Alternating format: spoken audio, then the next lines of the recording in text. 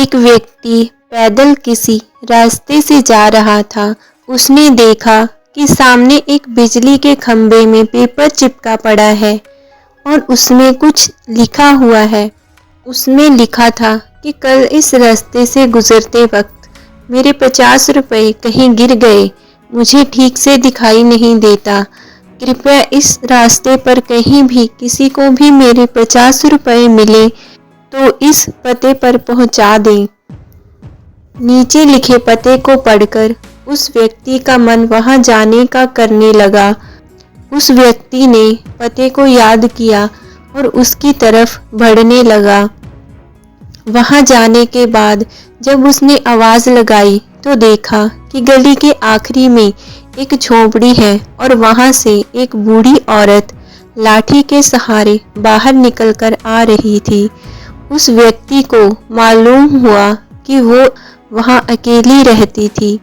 बूढ़ी औरत के सामने आने पर उस व्यक्ति ने उससे कहा कि माँ जी, आपके 50 रुपए जो गिरे थे वो मुझे मिले हैं, ये रहे आपके 50 रुपए।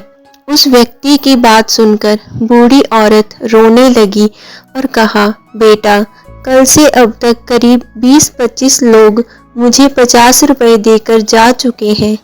बेटा, मुझे ठीक से दिखाई नहीं देता, मुझे पढ़ना लिखना भी नहीं आता। न जाने किसने मेरी हालत देखकर मेरी मदद के लिए ऐसा किया है। उस व्यक्ति के बहुत कहने पर उस बूढ़ी औरत ने उससे 50 रुपए तो ले लिए, लेकिन उस व्यक्ति से विनती करते हुए कहा कि बेटा, जाते वक्त वो संदेश जरूर फाड़कर फेंक देना। न जाने किसने मुझ पर तरस खाकर ऐसा किया है। उस व्यक्ति ने सिर हिलाते हुए बूढ़ी औरत की बात पर हामी भर ली। थोड़ी दूर जाने पर वो व्यक्ति सोचने लगा कि मुझसे पहले आए उन 20-25 लोगों को भी तो उन्होंने वो संदेश फाड़ने को कहा होगा।